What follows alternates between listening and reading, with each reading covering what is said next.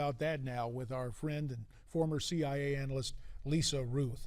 The Prime Minister goes on television last night describing the shooter as, quote, an ISIL-inspired terrorist. A lot of speculation. And Lisa, do you believe that this particular attack was in retaliation for the Canadians joining the coalition and taking an active role in the air war against ISIS? When you look at these attacks, there's no question that the shadow of ISIS and al-Qaeda reached Canada. The question is whether ISIS or al-Qaeda directed this or whether this is someone who was an emotional recruit, what we were just talking about. You know, ISIS last week called on recruits to attack military and police targets. They have been calling on their supporters. They've been using social media. I don't think that it's out of the question that this is in retaliation for joining the coalition. On the other hand, we really just don't know yet. Originally, the information that came out said that there were two coordinated attacks, one at the War Memorial and then one at Parliament, and there were two different people. If that was the case, or if it turns out to be the case, I think it'll be far more likely that ISIS or al-Qaeda or another group directed it. If it was one gunman, I think then you have to look at someone who is a recruit, whether it's directly recruited or through social media.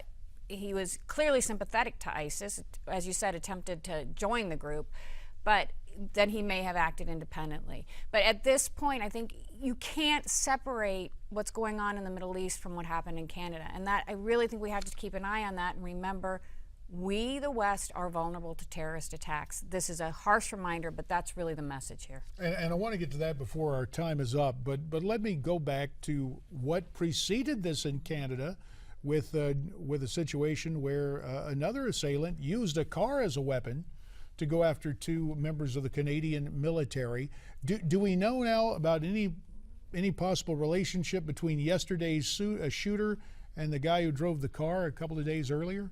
What my colleagues are telling me is that's absolutely the first thing we're looking at. They're looking at links right now between the two incidents. They're combing through social media trying to find whether there are ties, mosque ties, for example, or anything else that could put them together. We don't have that yet. We do have a situation that two attacks in 2 days. And again, whether it's because Ottawa's security is less, whether it's because the message is resonating. You know, in 2006, do not forget, the Royal Mounted Police arrested 17 people for a plot to attack Parliament and behead the Prime Minister. That's not that long ago. This is something that has happened. And then, of course, last month we had in Australia, ISIS had ordered or suggested to their followers to behead someone on camera. You know, again, the threat is out there. We're trying to piece together just whether they're related, whether it's individuals, but all responding to the same message. A minute 30 remains, Lisa Ruth. You talked about the vulnerability of different locations. I was serving in Congress during the 9/11 attacks and the confusion there. And subsequently, we had a couple of false alarms about aircraft where we had to evacuate. You, as part of the CIA, familiar with what happened at Langley. And now we had this incident in the Canadian Parliament yesterday. Does this just typify the fact that we remain vulnerable despite our best efforts at security? We know the Canadians had intelligence that there could be an attack before it happened. And again, I think the message to take away, we had somebody jump the White House fence yesterday. We absolutely are vulnerable, and it doesn't have to be a large-scale attack. In fact, in some ways, a lone gunman has more access than a large-scale attack. No matter how much we think we're prepared or not, you know from Congress, intelligence, unless we're going to put up a fence around our country, which we're not, there are vulnerabilities. Lisa Ruth, we will leave it there. We thank you for your insights and analysis.